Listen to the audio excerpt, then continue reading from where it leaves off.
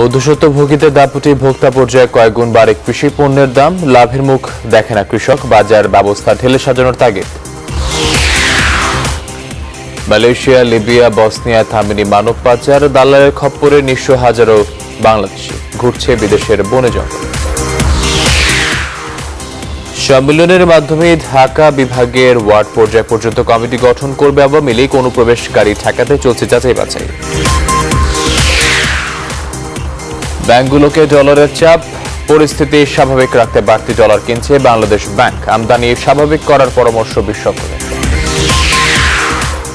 শারদীয় দুর্গা উৎসবে আজ মহানবমী, ভক্তদের মধ্যে বিদায়ের সুর, করোনামুক্ত পৃথিবীর জন্য প্রার্থনা। যুক্তরাষ্ট্র নির্বাচনে 5.5 কোটি আগাম ভোটের রেকর্ড, ফ্লোরিডায় ভোট দিলেন ট্রাম্প, বাইডেনের পক্ষে প্রচারণায় ওবামা। এবং মৌসুমের প্রথম এল ক্লাসিকোতে ঘরের মাঠে রিয়েলের কাছে 3-1 ব্যবধানে হারল বার্সা, পয়েন্ট টেবিলের শীর্ষস্থান মজবুত করল জিদানের দল।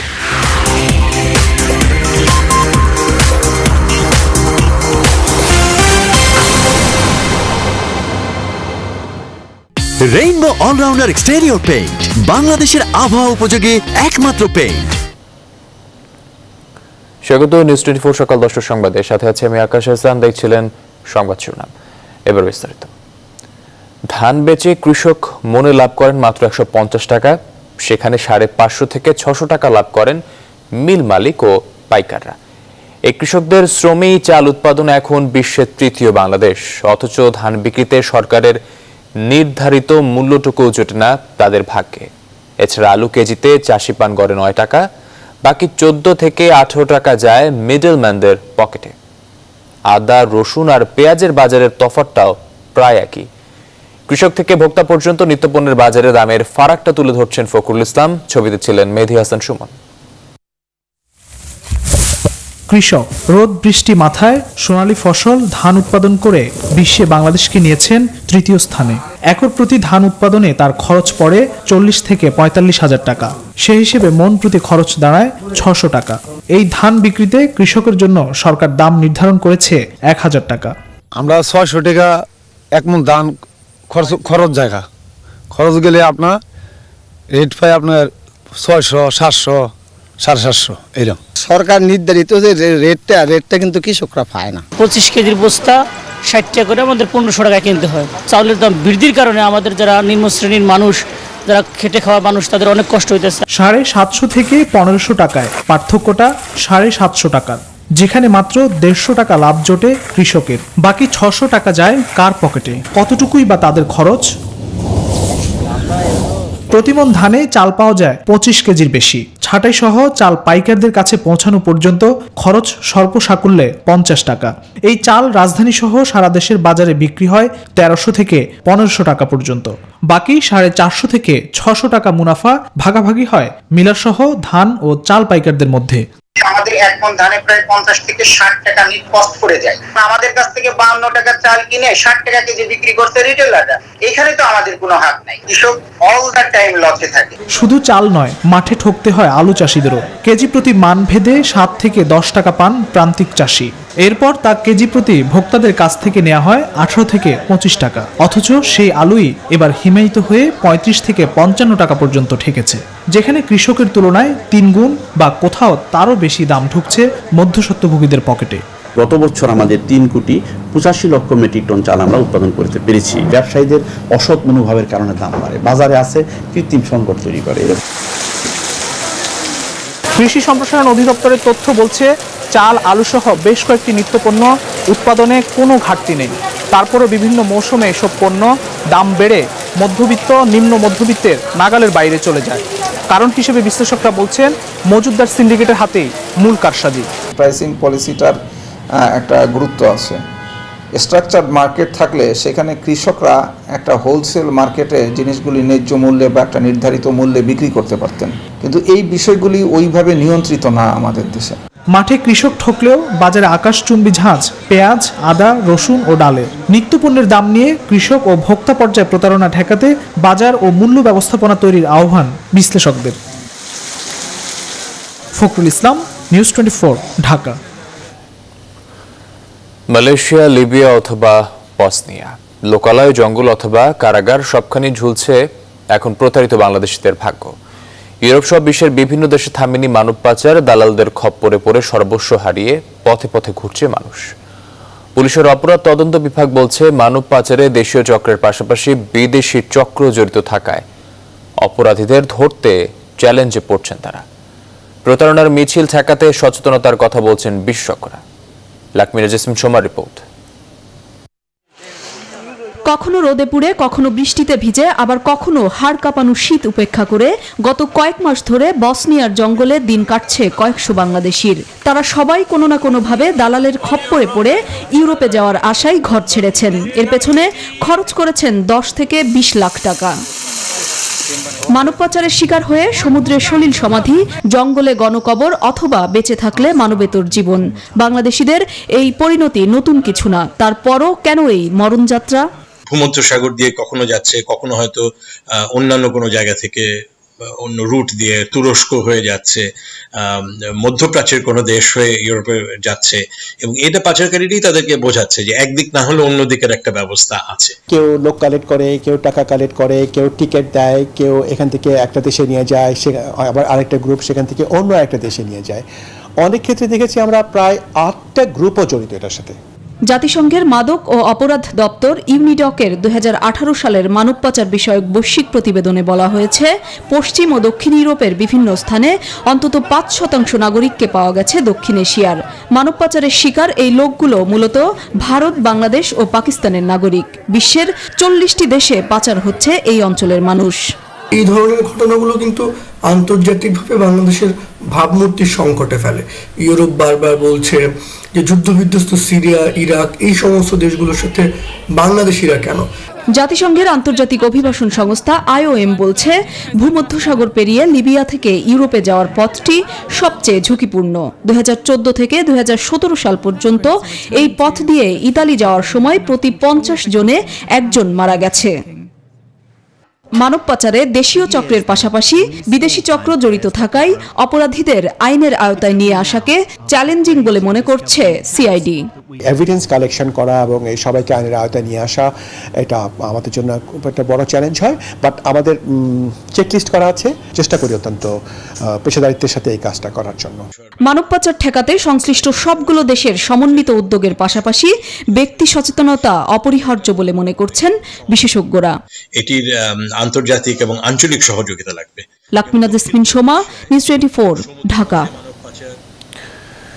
শারদীয় দুর্গোৎসবের আজ মহানবমী, পূজার খবরাখবর জানাতে সারা দেশ থেকে যুক্ত হচ্ছেন আমাদের সহকর্মীরা। প্রথমেই আমরা যাচ্ছি ঢাকেশ্বরী মন্দিরে, আছেন সহকর্মী রিশাদ হাসান, তিনি যুক্ত হচ্ছেন এই মুহূর্তে।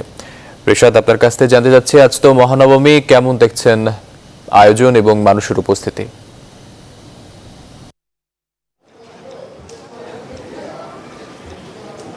আকাশ, আপনাকে ধন্যবাদ। আপনি জানেন যে আজ মহানবমী এবং আপনাকেও নবমীর শুভেচ্ছা। এবং এই মহানবমীর যে বিষয়টি, সেটি হচ্ছে বিজয়া দশমীতেই দেবী বিদায় নেবেন এবং বিদায়ের ঠিক প্রাককালে, অর্থাৎ আর অল্প কিছুক্ষণের ভিতরে যে দশমী তিথি, সেটি শুরু হতে যাচ্ছে। এবং এই সন্ধিক্ষণে আসলে শেষ আনন্দের বা উৎসবের দিন আজ হিন্দু ধর্মাবলম্বীদের জন্য। এবং সেই সাথে আজকে সকাল থেকে যে বিহিত পুজো যেটি রয়েছে, সেটি শুরু হয়েছে এবং সেটি শুরু হবার পর কিছুক্ষণ আগে সেটি শেষও হয়েছে। পরবর্তীতে যে বিষয়গুলো প্রাধান্য পেয়েছে, সেটি হলো 10:30টার দিকে অঞ্জলি দান রয়েছে এবং অঞ্জলির শেষে পরবর্তীতে আজকে এই পূজা মণ্ডপ পরিদর্শন করুন ভারতীয় হাইকমিশনার, এবং ভারতীয় হাইকমিশনার পরিদর্শন শেষে তারপর আওয়ামী লীগের নেতৃবৃন্দ তারা এই মণ্ডপ পরিদর্শন করবেন এবং একই সঙ্গে আওয়ামী লীগের সাধারণ সম্পাদক ওবায়দুল কাদের তিনি এখানে ভার্চুয়ালি যুক্ত হবেন এবং ভক্তদের উদ্দেশ্যে তারা কথা বলবেন। এবং সেই সাথে অত্যন্ত উৎসাহ উদ্দীপনার মধ্যে দিয়ে কিন্তু আসলে নবমী তিথি যেটি রয়েছে এবং একই সঙ্গে নবমীর যে আনুষ্ঠানিকতা, সেটি পালিত হচ্ছে। এবং সেই সাথে আরেকটি বিষয় যে আসলে বিজয়া দশমী যে আসলে যেটিকে বলা হয়, সেখানে আসলে অশুভ শক্তির যে পরাজয় হয়েছিল, তো অশুভ শক্তি শুভ এবং অশুভ শক্তির মধ্যে যে যুদ্ধ, সেই যুদ্ধের কাল কিন্তু আসলে নবমী, এবং এর মধ্য দিয়েই কিন্তু আসলে বিজয়া দশমী যেটি, সেটি অনুষ্ঠিত হয়েছিল। এবং এখানকার যে মূল আজকের যে আনুষ্ঠানিকতা, যে পুজো যেটি হবে, সেখানে যে আনুষ্ঠানিকতা সেটির প্রস্তুতি এই মুহূর্তে চলছে এবং সেই সঙ্গে যারা ভক্ত যারা এসেছিলেন এখানে বা যারা এসেছেন এখন পর্যন্ত যারা অঞ্জলির দানের জন্য অঞ্জলির জন্য এসেছেন তারা সকলেই কিন্তু বলছেন যে আসলে যে একটি মহামারীর সময় চলছে, যে মহামারীর যে সময় চলছে সেই মহামারীর সময় আসলে একটা সময় কেটে যাক, সামনের বছর তারা একত্রে আরও ভালোভাবে উদযাপন করতে পারুক। এই ছিল আমার কাছে এখান থেকে সর্বশেষ। ফিরে যাচ্ছে আমাদের আরেক সহকর্মী যিনি আছেন সাভারের পূজা মণ্ডপে। নাজমুল, আপনার কাছে যাচ্ছি, আপনি জানাবেন সেখানকার পূজার সর্বশেষ খবরাখবর।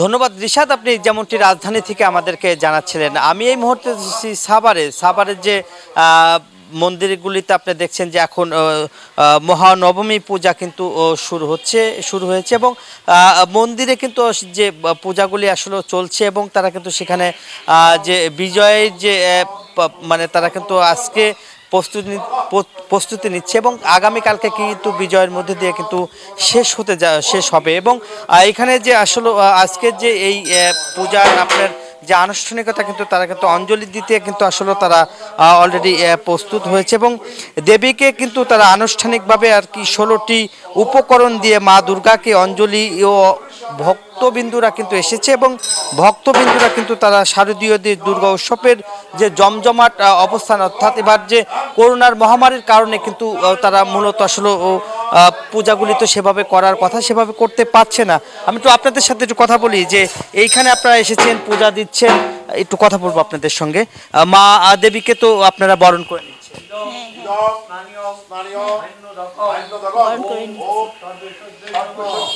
আপনাকে যেমনটা আসলে তারা কিন্তু আসলে আনুষ্ঠানিকভাবে কিন্তু আসলে তারা আজকের কিন্তু পূজার যে সকল প্রস্তুতি তারা কিন্তু প্রস্তুতি আপনার কিন্তু তারা শেষ করবে। আগামীকালকে দশমীর মধ্য দিয়ে কিন্তু বিজয়ের যে তারা কিন্তু যে কার্যক্রম সেটা কিন্তু পরিচালনা করবে এবং আজকে কিন্তু আপনি জানেন যে এই যে সাভার উপজেলায় কিন্তু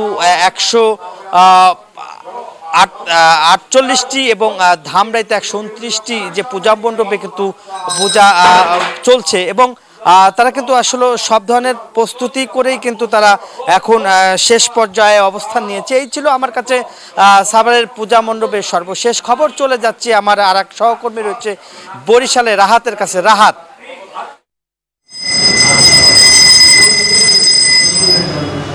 হ্যাঁ, ধন্যবাদ নাজমুল। আপনি যেমনটি বলছিলেন সাভারের খবর, একই চিত্র বরিশালে। আসলে আপনি জানেন যে সনাতন ধর্মাবলম্বীদের কিন্তু সবথেকে বড় ধর্মীয় উৎসব দুর্গা পূজা। আসলে 5 দিনব্যাপী যে দুর্গা পূজার আজকে 4র্থ দিন চলছে, কিন্তু অন্যান্য বছর আমরা যে ধরনের আয়োজন দেখি এবছর কিন্তু করোনার কারণে আসলে সেই আয়োজন অনেকটা শিথিল।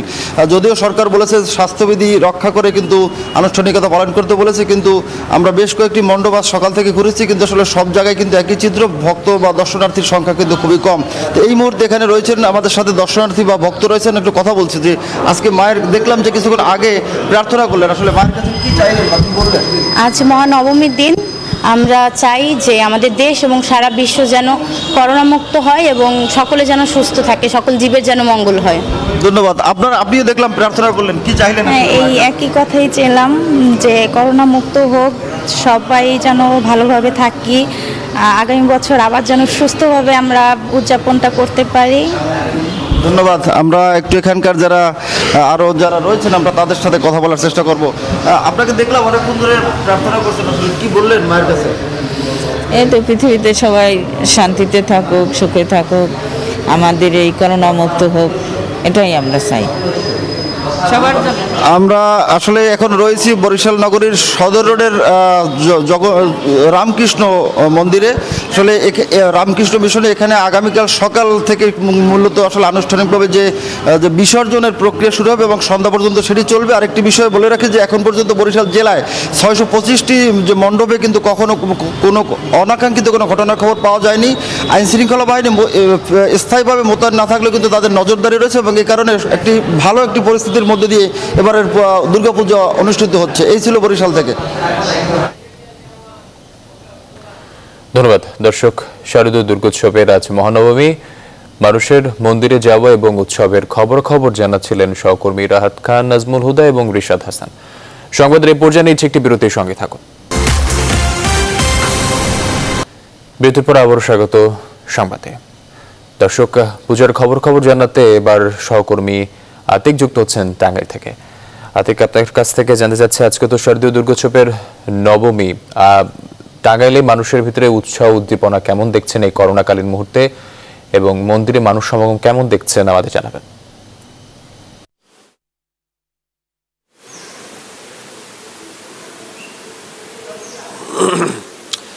ধন্যবাদ আকাশ। আমি রয়েছি টাঙ্গাইল মির্জাপুর যে রণদা প্রসাদ শাহ যে মন্দির অর্থাৎ পূজা মণ্ডপ সেই এলাকাতে রয়েছি, এবং এটি হচ্ছে আসলে অনেক পুরাতন একটি মন্দির। এটি 1350 খ্রিস্টাব্দে আসলে তৈরি করা হয়েছিল, এবং আরেকটি বিশেষ কারণ হচ্ছে যে কিছুক্ষণের মধ্যেই ঢাকা নিযুক্ত ব্রিটিশ হাই কমিশনার তিনি এখানে এই পূজা মণ্ডপ পরিদর্শন করবেন, এবং রণদা প্রসাদ শাহর যে বিখ্যাত যে কুমুদিনী হাসপাতাল, সেই হাসপাতালে ইতিমধ্যে তিনি পৌঁছেছেন, এবং কিছুক্ষণের মধ্যে এই পূজা মণ্ডপে তিনি এসে পরিদর্শন করবেন। এবং আজকে জানেন যে আজকে নবমী পূজা, নবমী দিন, এবং কিছুক্ষণের মধ্যেই আসলে এই পূজার যিনি তারা কিন্তু আসলে শুরু করেছেন। এবং এই অঞ্চলে আসলে মূলত যে সবচেয়ে বিখ্যাত অর্থাৎ টাঙ্গাইলের সবচেয়ে বিখ্যাত এটি পূজা মণ্ডপ। এই অঞ্চলে আসলে অনেকটাই যারা এই অঞ্চলে যারা হিন্দু সম্প্রদায় রয়েছেন তারা কিন্তু বিভিন্নভাবে তারা এই পূজা মণ্ডপে এসে থাকেন, এবং আসলে করোনার কালীন সময়ে অনেকটাই কিন্তু এই যে অনুষ্ঠান সেটি কিন্তু সংক্ষেপ করা হয়েছে। তো সব মিলে এই ছিল আমার কাছে আকাশ সর্বশেষ পূজা নিয়ে। ফিরে যাচ্ছি স্টুডিওতে। আকাশ, ধন্যবাদ আপনাকে। দর্শক, টাঙ্গাইল থেকে যুক্ত ছিলেন সহকর্মী আতিক। প্রেস কমিটি নয়, সম্মেলনের মাধ্যমে ঢাকা বিভাগের সব ওয়ার্ড, ইউনিয়ন, উপজেলা, জেলা কমিটি গঠন করা হবে। দায়িত্বপ্রাপ্ত নেতারা বেশ কয়েকটি জেলা সম্মেলনের জন্য প্রস্তুত। এর মধ্যে যারা কমিটি জমা দিয়েছেন তাদের কমিটি ডিসেম্বরের মধ্যে অনুমোদন পাবে। অনুপ্রবেশকারী ঠেকাতে চলছে চুলছেরা যাচাই বাছাই। তৌফিক মাহমুদ মুন্নার রিপোর্ট। মহামারী করোনার কারণে স্থবির হয়ে পড়া দেশের রাজনীতি আবার চাঙ্গা হয়ে উঠেছে। ক্ষমতাসীন আওয়ামী লীগ ব্যস্ত সময় পার করছে সাংগঠনিক কর্মকাণ্ডে। জেলা উপজেলা সম্মেলনের জন্য গঠন করা হয়েছে 8 বিভাগের 8টি সাংগঠনিক টিমও।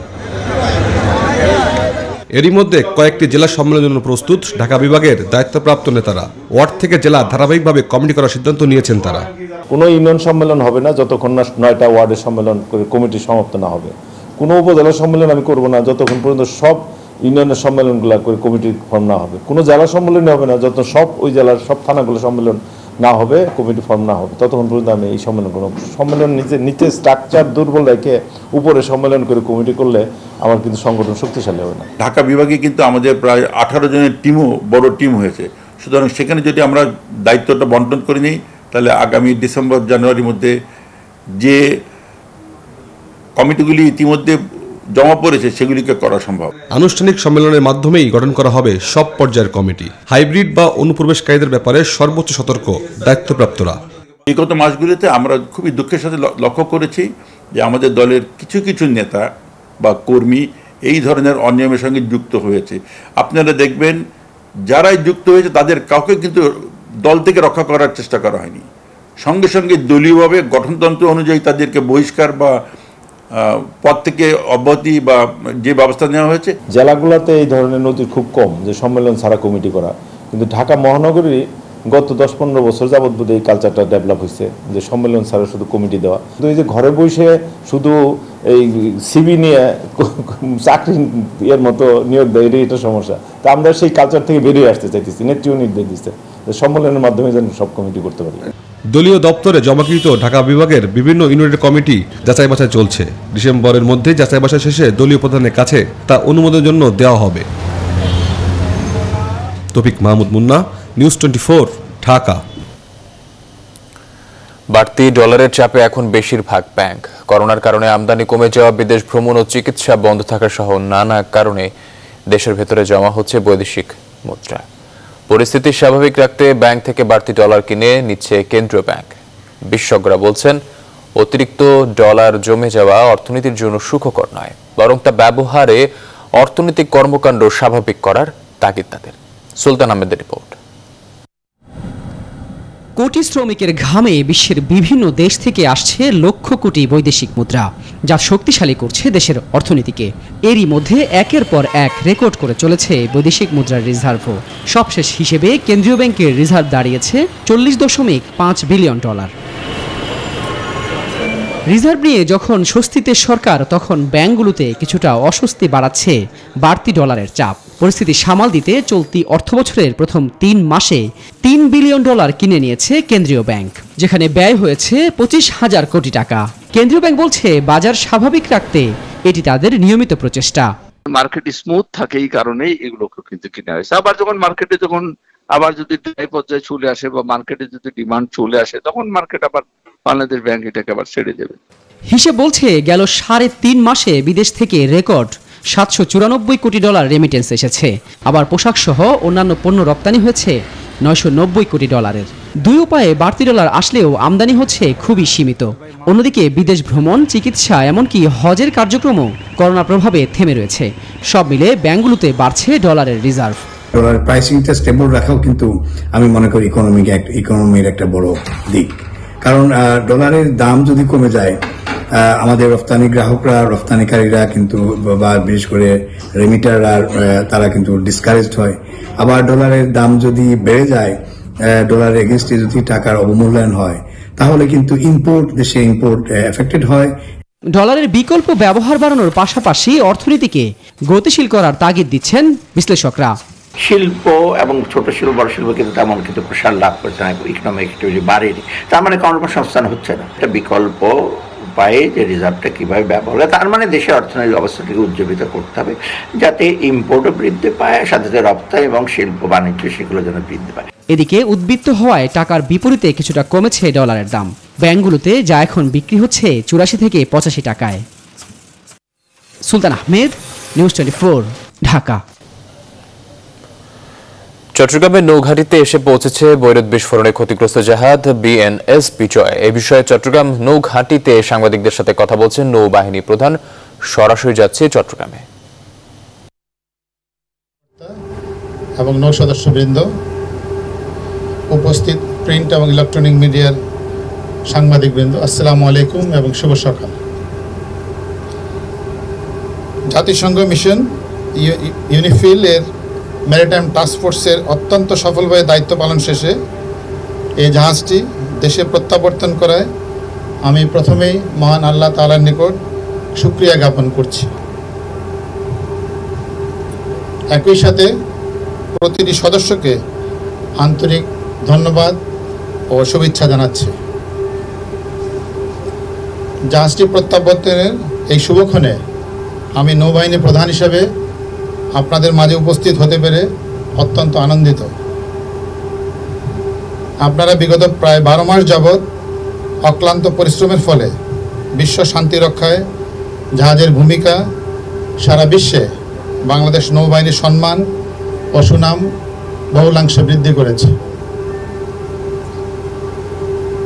উপস্থিত সদস্যবৃন্দ, আমরা সকলেই অবগত আছি যে গত 4 আগস্ট বৈরুত বন্দরের বিস্ফোরণের ঘটনায় জাহাজটি ক্ষতিগ্রস্ত হওয়া সহ অনেকেই কম বেশি আহত হয়েছিল।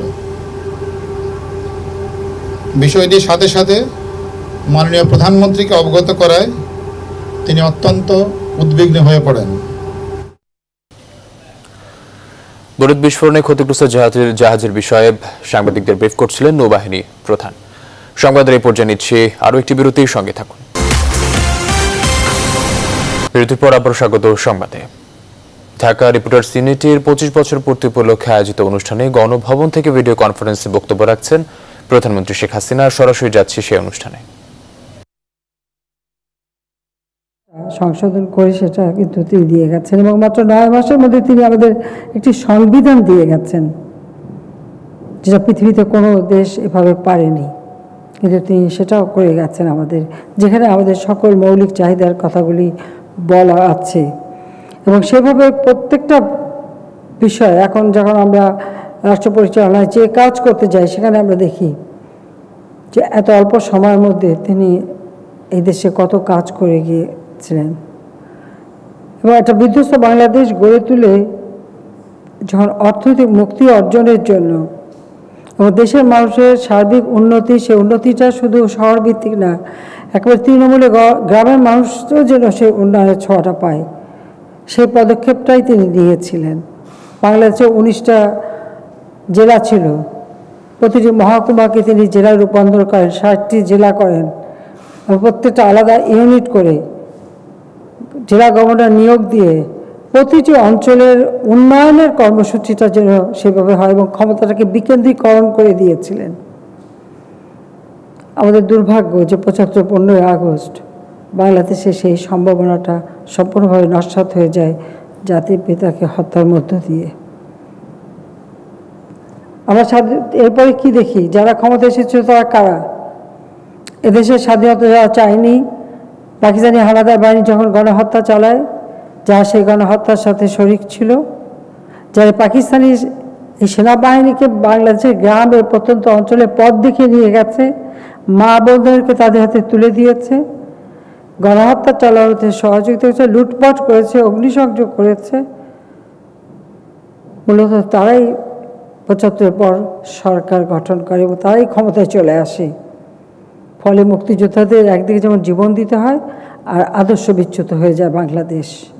দিখারা একটি দেশ, লক্ষ্য বস্তু কিচ্ছু নেই, সামনে কোনো লক্ষ্য ছিল না, এমনি একটা অবস্থার মধ্যে দিয়ে বাংলাদেশ এগিয়ে যাচ্ছিল। হ্যাঁ, সেখানে যারা ক্ষমতা অবৈধভাবে সংবিধান লঙ্ঘন করে মার্শাল ল জারি করে ক্ষমতা দখল করেছিল, তারা একটা এলিট শ্রেণী তৈরি করেছিল, দুর্নীতির দরজা খুলে দিয়েছিল, ঋণ খেলাপির কালচার শুরু করেছিল, লুটপাটের সুযোগ অবাধে করে দিয়ে আমার একটি শ্রেণী তৈরি করে দিয়ে যায় যাতে তাদের উপর নির্ভর করে যেন তারা চিরদিন ক্ষমতায় টিকে থাকতে পারে।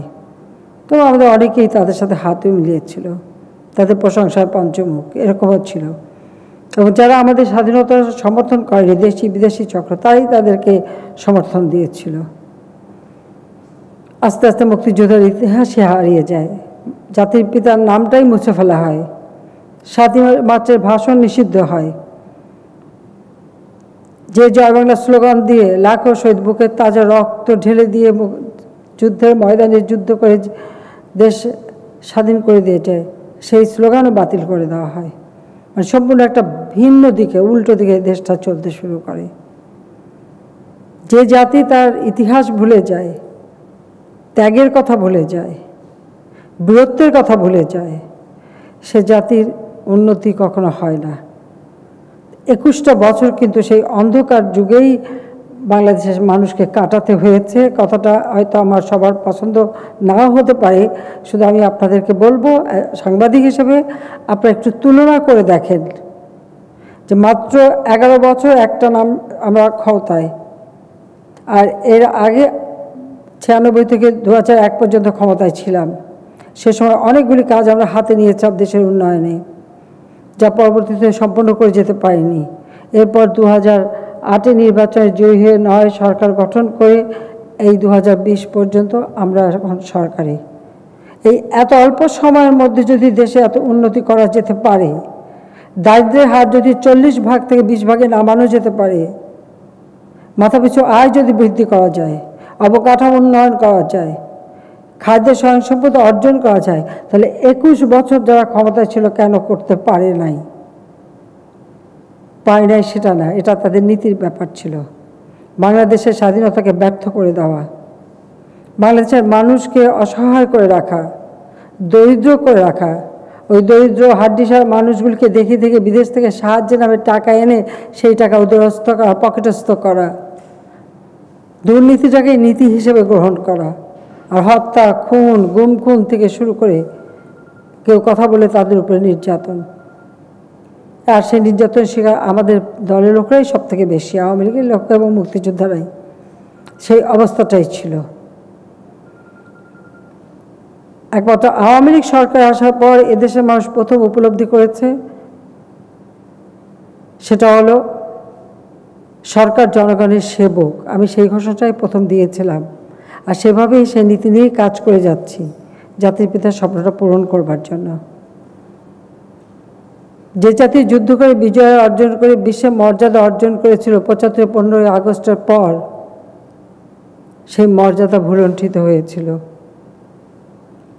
বিদেশের মানুষ জানতো যে যে মানুষটি আপনাদের স্বাধীনতা এনে দিল তাকে আপনারা হত্যা করলেন, অর্থাৎ খুনিদের দেশ। এবং সেটা আরও হয়েছিল কেন?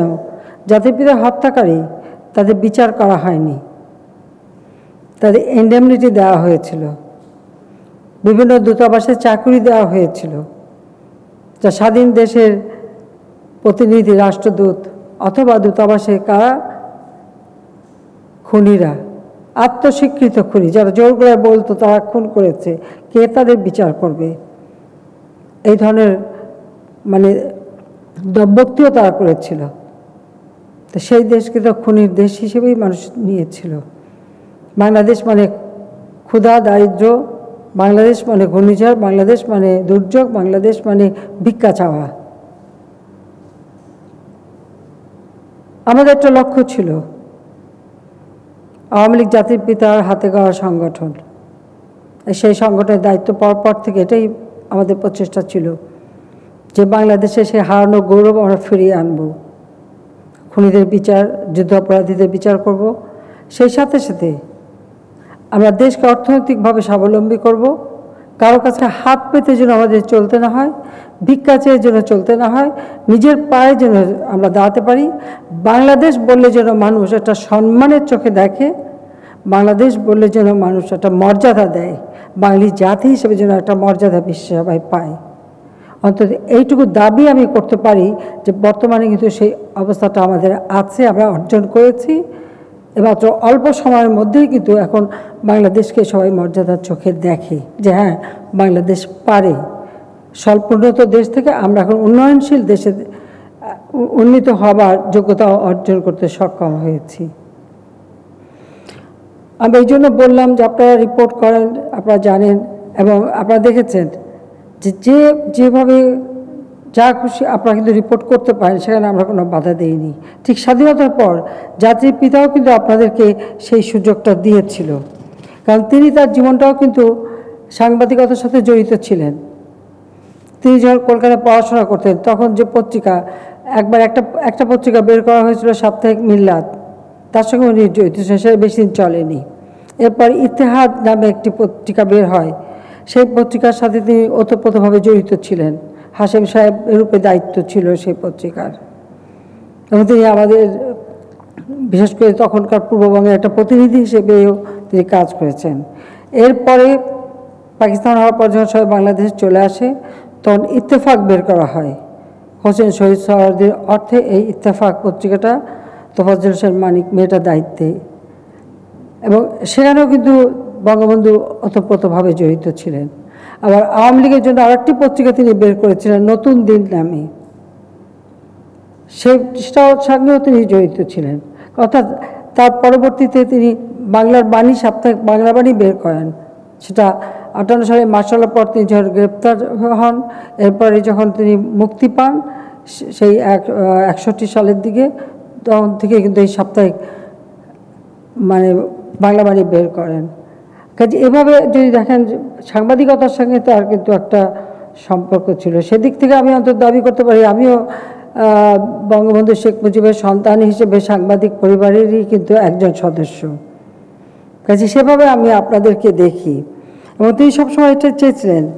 আজকে আপনাদের বিশেষ করে ঢাকা রিপোর্টার্স ইউনিটির রজত জয়ন্তী উদযাপন করছেন, সে উপলক্ষে আপনারা এখানে সমবেত হয়েছেন, আমি আপনাদেরকে শুভেচ্ছা জানাচ্ছি। সেই সাথে আমি বলবো যে আসলে সংবাদপত্র তো বলে সমাজের দর্পণ, সেই সমাজের দর্পণ যেটা হবে সেটা যেন অন্তত মানুষের চিন্তা চেতনাটা যেন অন্তত তারা দেশপ্রেমে উদ্বুদ্ধ হয়, তাদের ভিতরে মানবতা বোধটা যেন থাকে, তারা যেন মানুষের কল্যাণে কাজ করে। এবং আপনারা একটা জিনিস লক্ষ্য করেছেন, একটা সময় আমাদের দেশে ছিল কি, যতই দুর্নীতি হোক, যতই অন্যায় হোক, সেগুলিকে ধামাচাপা দেওয়া হতো, আর সমস্যাগুলি ওই যে কথা বলে যে কার্পেটের নিচে লুকিয়ে রাখা। আমাদের সরকার কিন্তু আমরা তা করছি না। যেখানে যে রিপোর্ট হচ্ছে বা যা আমরা খবর পাচ্ছি বা যতটুকু কোথাও কোনো দুর্নীতি বা কোনো ধরনের অন্যায় হলে পরে আমরা কিন্তু কখনো এই চিন্তা করি না যে এটা করলে পরে এর সঙ্গে আমার দল জড়িত কিনা বা আমার অমুক জড়িত কিনা বা আমার কোনো পার্টির বদনাম হবে কিনা, সরকারের বদনাম হবে কিনা, আমরা কিন্তু সেই চিন্তা কখনো করি না। আমি চিন্তা করি যেখানে অন্যায় হয়েছে তার বিরুদ্ধে আমাদের ব্যবস্থা নিতে হবে। হ্যাঁ, এটা নিতে যে হয় এমন জনসভায় দোষটা আমাদের উপরে এসে পড়ে, তাহলে আওয়ামী লীগ সরকারই বোঝায় দুর্নীতি করছে, ঘটনা তা নয়। কারণ দুর্নীতির বীজ বপন করে গেছে ৭৫-এর পর অবৈধভাবে ক্ষমতা দখলকারী সরকারগুলি। প্রথমে জিয়াউর রহমান, এরপরে এরশাদ, এরপরে খালেদা জিয়া। আর তার দুর্নীতিটাকে প্রশ্রয় শুধু দেওয়া না, নিজেও দুর্নীতির সাথে জড়িত ছিল এবং দুর্নীতিকে লালন পালনই করে গেছে। কিন্তু আওয়ামী লীগ সরকার আসার পর আমরা কিন্তু সেটা কখনো করছি না। সাথে সাথে সন্ত্রাস, জঙ্গিবাদ, আপনারা নিজেই চিন্তা করেন যে এই দেশে জঙ্গিবাদরা তারা নিজেরা প্রকাশ্য অস্ত্র নিয়ে মিছিল করেছে, সরকারিভাবে তাদেরকে প্রোটেকশন দেওয়া হয়েছে, পুলিশ পাহারা দিচ্ছে, আসাই বাংলা ভাই টাংলা ভাই এরা সব অস্ত্রশস্ত্র নিয়ে ট্রাকে করে মিছিল করে। এই ঘটনা তো আপনারা দেখেছেন। ২১ আগস্ট গ্রেনেড হামলার পর সেই খুনিদেরকে দেশ থেকে বেরোতেও দেওয়া হলো, কোথা থেকে এক জজ মিয়া নামে এক গরিব লোককে নিয়ে সেটা নাটক সাজানো হলো। কিন্তু আওয়ামী লীগ কিন্তু তা করে না। আমরা যেখানে দুর্নীতি পাচ্ছি, সে আমার যত বড় দলের হোক, কর্মী হোক, যেই হোক, নেতা হোক, আমরা কিন্তু সাথে সাথে ব্যবস্থা নিচ্ছি। হ্যাঁ, তাতে আমাদের বিরোধী যারা তাদের লেখার সুযোগ হচ্ছে বা বলার সুযোগ হচ্ছে যে আওয়ামী লীগ দুর্নীতি করছে, কিন্তু এই কথাটা কেউ চিন্তা করছে না যে আওয়ামী লীগ দুর্নীতিকে প্রশ্রয় দিচ্ছে না, সে যেই হোক তার বিরুদ্ধে ব্যবস্থা নিচ্ছে। সন্ত্রাসকে প্রশ্রয় দিচ্ছি না। বাংলাদেশে বহু ঘটনা ঘটেছে, হলি আর্টিজানের মতো ঘটনা ঘটেছে। অনেকে ভেবেছিল এটা বোধহয় বাংলাদেশ একা সামাল দিতে পারবে না। ৪৮ ঘন্টার মধ্যে আমরা এটা সামাল দিয়েছিলাম। তারপরে জন্য আর কোনো এই ঘটনা ঘটতে না পারে তার জন্য যথেষ্ট ব্যবস্থা আমরা নিয়েছি এবং আমাদের গোয়েন্দা সংস্থা, আমাদের পুলিশ, আমাদের সশস্ত্র বাহিনী, আমাদের বিজিবি, আনসার বিজিবি থেকে শুরু করে যতগুলি সংগঠন আছে সবাইকেই আমরা সক্রিয় করেছি। আর তারপরে সবচেয়ে বড় কথা দেশের মানুষ, তাদের সচেতনতা এবং এসবের বিরুদ্ধে, জঙ্গিবাদ, সন্ত্রাস, এর বিরুদ্ধে একটা মানসিকতা গড়ে তোলা। মানুষ যদি সাথে না থাকে, মানুষ যদি পাশে না থাকে, তাহলে কোনো জায়গায় কোনো অর্জন করা যায় না। আমরা সেটাই বিশ্বাস করি, আসলে বিশ্বাস করে সেভাবেই আমরা কাজ করি, কারণ আমরা জাতির পিতার আদর্শ নিয়েই চলি। জাতির পিতার স্বাধীনতার পর 1972 সালে 16 জুলাই জাতীয় প্রেস ক্লাবে গিয়েছিলেন এবং সেই প্রেস ক্লাবের সাংবাদিক ইউনিয়নে তিনি বার্ষিক সাধারণ সভায় একটা বক্তব্য দিয়েছেন। আমি একটু কোট করছি। বঙ্গবন্ধু মুজিব বলেছিলেন, কোড, বিপ্লবের পরে যে কোনো দেশ কোনো যুগে এতটা স্বাধীনতা ভোগ করতে পারে নাই যা আমরা করছি। আমরা ব্যক্তি স্বাধীনতা বিশ্বাস করি, গণতন্ত্রে বিশ্বাস করি, আমরা সংবাদপত্রের স্বাধীনতায়ও বিশ্বাস করি। এই জন্য আপনাদের কোনো কাজে কখনো কোনো রকম হস্তক্ষেপ করি নাই। বিপ্লবের পরে 6 মাসের মধ্যে আপনারা যতখানি স্বাধীনতা পেয়েছেন ততখানি স্বাধীনতা এদেশে পূর্বে কেউ পায় নাই। আমার সরকার সংবাদপত্রের স্বাধীনতা হস্তক্ষেপ করেছে, এমন নজির কেউ দিতে পারবে না। আনকোড। কথাটা কত বড় সত্য। এবং আপনারা জানেন, হয়তো এখন তো অনেকে এখানে খুব অল্প বয়স, হয়তো জন্মই হয়নি। যখন পাকিস্তানের হানাদার বাহিনী গণহত্যা শুরু করে 25শে মার্চ, তখন কিন্তু অনেকগুলি পত্রিকা তারা পুড়িয়ে দেয়। অনেক পত্রিকা, খুব বেশিটা পত্রিকা আমাদের ছিল না, প্রত্যেকটা সংবাদপত্র অফিসে তারা হামলা চালায়। এবং স্বাধীনতার পরে এমন একটা অবস্থা হয় যে এই সমস্ত সংবাদপত্র চালানো তাদের পক্ষে খুব কঠিন হয়ে পড়ে। বঙ্গবন্ধু শেখ মুজিবই কিন্তু উদ্যোগ নিয়ে সাংবাদিকদেরকে সরকারি চাকরি দিয়েছিলেন, সরকারি বেতন সবাই পেত, সরকারি চাকরির মর্যাদা দিয়েছিলেন। সেটাকে হয়তো অন্যভাবে দেখা হয়েছে যে উনি সব সংবাদপত্র বন্ধ করে দিয়েছেন, সেটাকে কক্ষিগত ঘটনা, কিন্তু তা নয়। কারণ তখন কারো বেতন দেওয়ার মতো বা সাংবাদিক চালানোর মতো কোনো ক্ষমতা ছিল না, আর্থিক সে অবস্থাটা ছিল না। সেই দায়িত্বটা তিনি নিয়েছিলেন এবং তখন সকলকেই সরকারি চাকরির মর্যাদা দিয়েছিলেন। দুর্ভাগ্য হলো আমার নিজের দেখা যে যারা সরকারি চাকরি পেয়েছিল তারাই বেশি সমালোচনা করত। যে কারণে আমি 96 সালে যখন সরকারে আসি, তখন 2টি পত্রিকা সরকারি ছিল। আমি সেগুলি যখন বেসরকারি করে দিতে যাই বা বন্ধ করে দিতে চাই যে সরকারি কোনো পত্রিকা থাকবে না, তখন এক সময়কার সমালোচকরা তারা যেহেতু সরকারি বেতন পেতেন তারা আন্দোলনও করে, অনশনও করে যে কেন সেটা আমরা বন্ধ করব। তখন যে আমার বাবা নাকি রাষ্ট্রীয়করণ করেছে বলে আপনারা আন্দোলন করেছেন, সমালোচনা এখনও করে যান, তো আমরা রাষ্ট্রীয়করণ করে সংবাদপত্র রাখবো না, আমার সিদ্ধান্ত। তো এখন আবার আন্দোলন কেন, এখন আবার এরকম মানুষের ভিতরে এই ধরনের একটা মানসিক দ্বৈততা আমরা দেখেছি। আমি এইটুকুই চাবো যে জাতিপিতা এদের স্বাধীন করে গেছেন, স্বাধীনতার সুফলটা মানুষ পাক, সেটাই আমাদের লক্ষ্য, আর সেই লক্ষ্য নিয়ে আমরা কাজ করে যাচ্ছি। আর তিনি যে আমাদের সংবিধান দিয়ে গেছেন, সেই সংবিধানের 39 অনুচ্ছেদে কিন্তু স্পষ্টভাবে তিনি লিখে দিয়েছেন যে চিন্তা, বিবেক ও মত প্রকাশের স্বাধীনতাকে মৌলিক অধিকার হিসেবে স্বীকৃতি দেওয়া হবে। চিন্তা, বিবেক, মত প্রকাশের স্বাধীনতা, কিন্তু সেই স্বাধীনতাটা ভোগ করতে গেলে সাথে সাথে অপরের প্রতি যে দায়িত্ববোধ, দেশের প্রতি যে দায়িত্ববোধ, রাষ্ট্রের প্রতি যে দায়িত্ববোধ, সে দায়িত্ববোধটাও কিন্তু থাকতে হবে। আমার অধিকার কিন্তু অপরের প্রতি দায়িত্ববোধ, আবার অপরের অধিকার আমার দায়িত্ব, এটা কিন্তু সবাইকে মনে রাখতে হবে। সমালোচনা সবাই করুক, তাতে আপত্তি নেই, কারণ সমালোচনার মধ্যে দিয়েই অনেক কিছু জানা যায়। এবং আপনারা জানেন যে বাংলাদেশে একটা মাত্র টেলিভিশন ছিল, একটা মাত্র রেডিও ছিল। আমি এসে তা সম্পূর্ণভাবে উন্মুক্ত করে দিই বেসরকারি খাতে। পত্রিকা কয়েকটি মাত্র ছিল, আপনারা খোঁজ করে দেখেন 96 সালের আগ পর্যন্ত কয়টা পত্রিকা ছিল। আমি কিন্তু ব্যাপকভাবে পত্রিকা উন্মুক্ত করে দিয়েছিলাম। আমার উদ্দেশ্য কিন্তু ছিল ব্যাপকভাবে কর্মসংস্থান সৃষ্টি করা, কাজে সেই কর্মসংস্থান সৃষ্টি যাতে সেদিকটাও আমরা লক্ষ্য রেখেছি, সেটাও আমরা করে দিয়েছি এবং সব ধরনের সুযোগ সুবিধা আমরা দিয়েছি। আমরা চাই দেশটা এগিয়ে যাক। এবং ইতিমধ্যে আপনারা জানেন যে এখন ডিজিটাল বাংলাদেশ আমরা করেছি। ডিজিটাল বাংলাদেশ করতে যে অনেক সমালোচনার সম্মুখীন হতে হয়েছে, অনেকে অনেক কথা বলেছেন, কিন্তু আজকে সেই ডিজিটাল বাংলাদেশ করা হয়েছিল বলে আজ যে আপনাদের সঙ্গে আমি কথা বলতে পারছি, নইলে করোনা ভাইরাসের কারণে সারা বিশ্ব স্থবির, শুধু বাংলাদেশ না সারা বিশ্বই স্থবির হয়ে গেছে। বহু মানুষ আজকে নানা রকম দুর্ভোগ পাচ্ছে। বাংলাদেশে আমরা এই ডিজিটাল ব্যবস্থাটা তৈরি করা হয়েছিল বলেই আমাদের বিভিন্ন কার্যক্রম আমরা অব্যাহত রাখতে পারছি, আর সেই জন্য আপনাদের সাথেও আমরা কথা বলার সুযোগ পাচ্ছি, বা নইলে হয়তো কে যে কোথায় কি হচ্ছে কেউ জানারই সুযোগ ছিল না। কিন্তু সেখানে আমি বলবো যে সবাইকে একটা দায়িত্ববোধ নিয়ে চলতে হবে। দায়িত্ববোধটা হচ্ছে সবচেয়ে বড় কথা।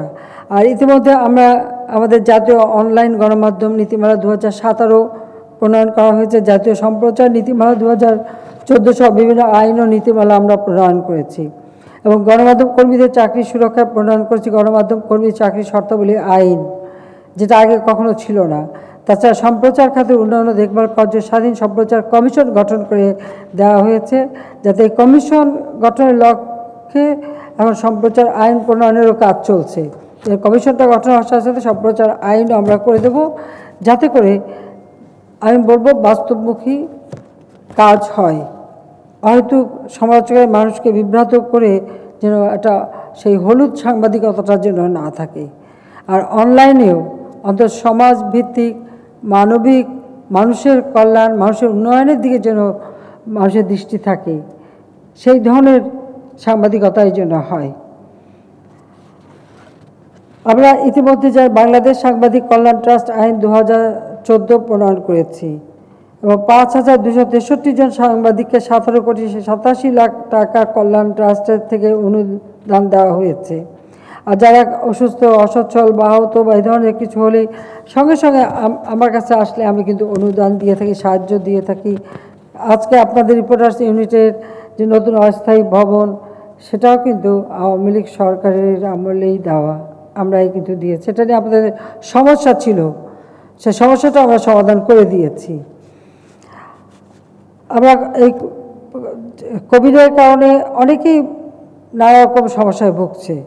কাজে সেখানেও আমরা যারা দুস্থ অসহায় কর্মহীন সাংবাদিক, প্রধানমন্ত্রীর তহবিল থেকে আমরা সেখানে প্রায় 3,50,00,000 টাকা 350 জন সাংবাদিকের মাঝে বিতরণ করেছি। আমরা যেহেতু কমিউনিটি রেডিও, টেলিভিশন এত ব্যাপকভাবে করে দিয়েছে, সেখানে একভাবে যেমন মানুষ কাজও পাচ্ছে, বিনোদনেরও ব্যবস্থা হচ্ছে, সংবাদও পাচ্ছে, মানুষও কাজ করতে পারছে, সেদিকে আমরা বিশেষভাবে লক্ষ্য রেখেছি। 96 সালের আগে কারো হাতে কিন্তু মোবাইল ফোন ছিল না, একটু স্মরণ করে দেখেন। আওয়ামী লীগ সরকার আসার পরেই কিন্তু আমরা এই মোবাইল ফোন সকলের হাতে পৌঁছে দিই। বাংলাদেশে কোনো টেলিফোন ডিজিটাল ছিল না, সবই অ্যানালগ ছিল। এই যেখানে আমরা বসে বা আপনি এখন যেখানে আছেন হোটেল ইন্টারকন, ওখান থেকেও কিন্তু লালবাগে ফোন করতে হলো, অ্যানালগ ছিল। আওয়ামী লীগ সরকার আসার পরেই কিন্তু ডিজিটাল হয়, তার আগে ডিজিটাল হয় নাই। তাহলে যারা ক্ষমতায় ছিল তারা কি করেছিল, প্রশ্ন সেখানেই। একটু আধুনিক চিন্তা চেতনা এর অভাব ছিল, দেশকে তারা জানতো না, চিনতো না, বা দেশের প্রতি কোনো কর্তব্যবোধ ছিল না। ক্ষমতাটা ছিল ভোগের বস্তু, কীভাবে নিজের 2 পয়সা কামাই করে অল্প দিনে বড় লোকে চলে যাবে, সেটাই ছিল। এটা হলো বাস্তবতা। আর তাছাড়া আরও বহু ঘটনা, আমি আর অত বলতে চাই না। আমি শুধু আপনাদের এটুকু বলবো যে আমরা শুধু আমরা না, সারা বিশ্বই কিন্তু এখন একটা করোনা ভাইরাসের কারণে একটা দুর্যোগের মধ্য দিয়ে চলছে। আমরা আপ্রাণ চেষ্টা করে যাচ্ছি যে আমাদের দেশের মানুষকে যেন এই দুর্যোগের হাত থেকে তারা রক্ষা পায়, তাদের জীবন মান গতিশীল থাকে। একদিকে করোনা ভাইরাস, অপরদিকে ঘূর্ণিঝড়, তারপরে আবার এই যে বৃষ্টি এবং বন্যা, এগুলি মোকাবেলা করেই কিন্তু আমরা এগিয়ে যাচ্ছি। যে আমরা দেশটাকে এগিয়ে নিয়ে যেতে চাই, দেশের মানুষের জন্য কাজ করতে চাই, এবং আমরা আমাদের সাংবাদিকদের ট্রেনিংয়ের জন্য ট্রেনিং ইনস্টিটিউটও করা হয়েছে। গণমাধ্যম, জাতীয় গণমাধ্যম ইনস্টিটিউটের মাধ্যমে 12,241 জন গণমাধ্যম কর্মীকে সরকারি খরচে প্রশিক্ষণ দেওয়া হয়েছে। এবং গত 12 বছরে বাংলাদেশ প্রেস ইনস্টিটিউটের মাধ্যমে 30,048 জন সাংবাদিককে ট্রেনিং দেওয়া হয়েছে। এবং মফস্বল সাংবাদিকদের জন্য দেশের তৃণমূল পর্যায়ে প্রশিক্ষণ কার্যক্রম সম্প্রসারিত করা হয়েছে। কাজে আজকে পেশা হিসেবে সাংবাদিকতা যাতে একটা উচ্চ মান সম্পন্ন হয়, মর্যাদা সম্পন্ন হয়, তার জন্য কিন্তু এই ট্রেনিংয়ের ব্যবস্থা যেটা দরকার। কারণ এখন বিশ্ব ছোট হয়ে গেছে, গ্লোবাল ভিলেজ। কাজে আমাদের অন্যের সাথে তাল মিলিয়ে চলতে হয়, সেই ক্ষেত্রে প্রশিক্ষণটা অত্যন্ত দরকার। সেদিকে লক্ষ্য রেখেই কিন্তু আমরা কাজ করে যাচ্ছি, এবং সংবাদপত্র সেবাকে আমরা শিল্প হিসেবেই ঘোষণা দিয়েছি, যাতে বেশ কিছু সুযোগ সুবিধা পাওয়া যায়, সেদিকে আমরা দৃষ্টি দিয়েছি। যাক, আমি আরেকটা জিনিস, যেমন আগে একটু মামলা হলেই কিন্তু সাংবাদিকদের চট করে গ্রেপ্তার করে নেওয়া হতো, আমরা কিন্তু সেটাও পেনাল কোড সংশোধন করে দিয়েছি। কাজে সেদিক থেকেও আমরা সাংবাদিকদের জন্য অনেক সুযোগ সুবিধা সৃষ্টি করে দিয়েছি, যাতে হয়রানির সম্মুখীন না হতে হয়। তো আমরা এটাই চাই যে আমাদের দেশটা এগিয়ে যাক। আর আমি এটুকু বলবো যে আজকে বাংলাদেশ যেভাবে এগিয়ে যাচ্ছে, আমাদের লক্ষ্য যে বাংলাদেশকে আমরা সেভাবে এগিয়ে নিয়ে যেতে চাই। জাতির পিতার যে স্বপ্ন ছিল ক্ষুধামুক্ত, দারিদ্র্যমুক্ত সোনার বাংলাদেশ গড়ে তোলা, আমরা বাংলাদেশকে সেইভাবেই গড়ে তুলতে চাই। এর বেশি কিছু চাওয়া পাওয়ার নেই। এই একটা নিয়েই রাজনীতি করি, শুধু মানুষের কল্যাণের জন্য, যে বাংলাদেশের মানুষ যেন ভালো থাকে। আর সেটা হচ্ছে একেবারে তৃণমূলের মানুষ যেন ভালো থাকে, সেই জন্য প্রত্যেকটা গ্রাম যেন শহরের সব ধরনের সুবিধা গ্রামের মানুষ পায়, সেদিকে লক্ষ্য রেখে রাস্তাঘাট, পুল, ব্রিজ সব কিছুই আমরা ব্যাপকভাবে তৈরি করে দিচ্ছি।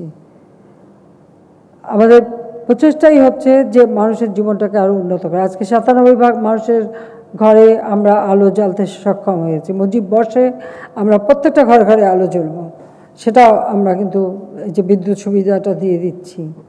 পদ্মা সেতুর কাজ এগিয়ে যাচ্ছে। এই যে আজকে সকালেও এই 10টার সময় 34 নম্বর স্পানটা বসলো, ইনশাল্লাহ এটাও তো খুব দ্রুত শেষ হবে। আমরা মুজিব বর্ষ উদযাপন করার অনেক কর্মসূচি নিয়েছিলাম করোনা ভাইরাসের জন্য, জনসমাগম হয় সেটা আমরা করতে পারিনি, ভার্চুয়ালি আমরা করেছি।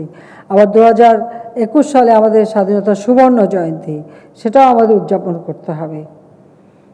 স্বাধীনতা আমাদের মহৎ অর্জন, এবং আমি এটুকু বলবো যে আমাদের সৌভাগ্য, আমরা রজত জয়ন্তীর সময়ও সরকারি ছিলাম, সুবর্ণ জয়ন্তীর সময় আমরা সরকারি থেকে উদযাপন করতে পারবো। কাজে সেটাই আল্লাহর কাছে শুকরিয়া আদায় করি যে এইটুকু সুযোগ সুবিধা আল্লাহ দিয়েছেন, যে বাংলাদেশটাকে আমরা যেন গড়ে তুলতে চাই এবং সেভাবে এগিয়ে যেতে চাই। সেক্ষেত্রেও আপনাদের কাছে বলবো যে আপনারা নিশ্চয়ই দায়িত্বশীলতা নিয়ে দেশপ্রেমে উদ্বুদ্ধ হয়ে মানুষের কল্যাণের কথা চিন্তা করে আপনারা কাজ করবেন, কারণ এই রিপোর্টগুলি অনেক সহযোগিতা করে। আপনাদের রিপোর্ট পড়ে পড়ে বিভিন্ন পত্রিকা অনেক সময় অনেক ঘটনা আসে, সাথে সাথে কিন্তু আমরা সেই রিপোর্ট দেখেই কিন্তু অনেক মানুষকে, অনেক অসহায় মানুষের পাশে যেমন দাঁড়াই, আবার অনেক অন্যায় ঘটনা ঘটলে তার প্রতিকারও করতে পারি, অনেক দোষীকেও আমরা শাস্তি দিতে পারি এবং দিয়ে থাকি। কাজে সেদিকে থেকে আপনাদের রিপোর্টগুলি, হ্যাঁ, যে অনেক ঝুঁকি নিয়ে আপনারা অনেক সময় রিপোর্ট করেন, সেজন্য আপনাদেরকে ধন্যবাদ জানাচ্ছি। পাশাপাশি এটুকু অনুরোধ করব যে আপনারা যেমন ধন্যবাদযোগ্য কাজও করেন, কিন্তু আবার এমন রিপোর্ট করেন না যেটা মানুষের মাঝে বিভ্রান্তির সৃষ্টি হয় বা মানুষ বিপথে যায়, সেদিকেও আপনাদের বিশেষ করে দৃষ্টি দেওয়ার জন্য আমি অনুরোধ জানাচ্ছি। জাতির পিতার আরেকটি কোড আমি আপনাদের সামনে তুলে ধরে আমার বক্তব্য শেষ করব। সেটা হচ্ছে কথাটা অত্যন্ত বাস্তব, যে সাংবাদিকতাটা আমরা নিরপেক্ষতা চাই, বাস্তবমুখী চাই, এবং দেশ ও জাতির প্রতি যেন কর্তব্যবোধ থেকে হয় সেরকমই আমরা চাই। নীতিহীন সাংবাদিকতা কোনো দেশের কল্যাণ আনতে পারে না বা ক্ষতি করে। হয়তো কিছু মানুষ অর্থ সম্পদের মালিক হতে পারে, কিন্তু অর্থ সম্পদ সবসময় কাজে লাগে না। এই করোনা ভাইরাস হওয়ার কারণেই তো এটা আজকে প্রমাণিত যে কোটি কোটি টাকা থাকলেও অনেক সময় কাজে লাগে না। করোনা ভাইরাস অন্তত সারা বিশ্বব্যাপী এই একটা শিক্ষা দিয়ে গেছে মানুষকে, যে শুধু অর্থ সম্পদ বা নিজের স্বার্থপরতা কখনো কাউকে রক্ষা করতে পারে না। এটা হলো বাস্তবতা। যাও, এই নীতিহীন সাংবাদিকতা যেন না হয়, এক্ষেত্রে জাতির পিতার আরেকটি কোড করে আমি শেষ করতে চাই। যে জাতির পিতা বলেছিলেন, কোড, নীতিহীন রাজনীতি দেশ ও জাতিকে কিছু দিতে পারে না, তেমনি নীতিহীন সাংবাদিকতা দেশের কোনো কল্যাণ করতে পারে না, বরং অনেক ক্ষেত্রে সমাজকে ক্ষতিগ্রস্ত করে। আনকোড। বঙ্গবন্ধুর আরেকটি উদ্ধৃতি তুলে ধরি, কোড, গণতন্ত্রের একটা নীতিমালা আছে, সাংবাদিকতার একটা নীতিমালা আছে, এ দুটো মনে রাখলে আমরা অনেক সমস্যার সমাধান করতে পারবো। আনকোড। এটাই হচ্ছে সবথেকে মূল্যবান কথা। যেমন আমরা গণতান্ত্রিক অধিকার ভোগ করব, তার একটা নীতিমালা আছে, সেই নীতিটা যেমন মেনে চলবে, ঠিক সাংবাদিকতারও একটা নীতিমালা, সেই নীতিমালাটাই সবাইকে মেনে চলতে হবে। সেই আশা পোষণ করে আমি আপনাদের সবাইকে শুভেচ্ছা জানাচ্ছি যে আমরা দেশকে এগিয়ে নিয়ে যাচ্ছি।